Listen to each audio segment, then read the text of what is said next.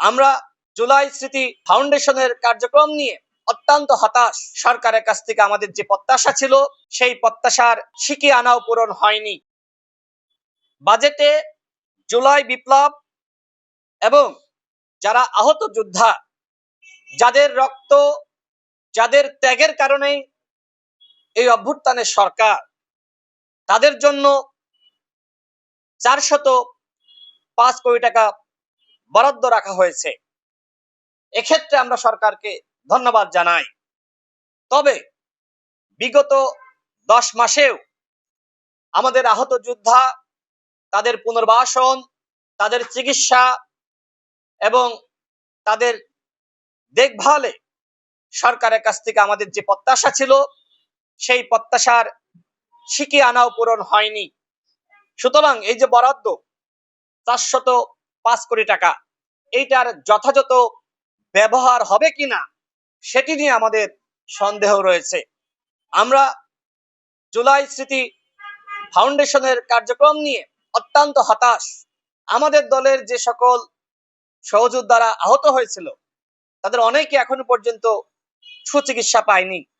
আমাদের একজন সহযোদ্ধা গত 3-4 দিন আগে ছাত্র অধিকার পরিষদের নেতা অলিউল, তাকে থাইল্যান্ডে পাঠানো হয়েছে, কিন্তু তার হাতেই 200 স্প্রিন্টারের গুলি লেগেছিল। তার হাতটা অবশ হয়ে গেছে, হাত সে নাড়াইতে পারে না। আপনি এই অবস্থায় বিদেশে নিয়ে গিয়ে কি চিকিৎসা দিবেন? বরং আমাদের এই যোদ্ধাদের আগেই চিকিৎসা দেওয়া দরকার ছিল। তবে সরকার যে বরাদ্দ রেখেছে আমরা এর যথাযথ প্রয়োগ করা, ব্যবহার করার আহ্বান জানাই, যাতে করে কোনোভাবে এইখান থেকে তহবিল তছরূপের ঘটনা না ঘটে। আমরা দেখেছি যে জুলাই স্মৃতি ফাউন্ডেশন তারা যে অনুদান পেয়েছিল সেটার যথাযথ প্রয়োগ হয়েছে কিনা সেটি নিয়ে কিন্তু মানুষের মনে সন্দেহ আছে।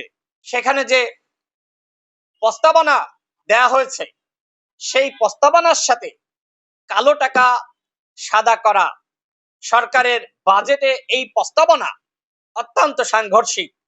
আমরা সরকারের এই চিন্তার তীব্র নিন্দা এবং একই সাথে প্রতিবাদ জানাই। আওয়ামী লীগের আমলে যেমনি ভাবে কালো টাকা সাদা করার সুযোগ রাখা হয়েছিল, ওই দুর্বৃত্তদের পৃষ্ঠপোষকতা করার জন্য ঠিক একইভাবে এই সরকারের আমলেও কালো টাকা সাদা করার সুযোগ সেই দুর্বৃত্তায়নের মানসিকতা বলে আমরা মনে করি।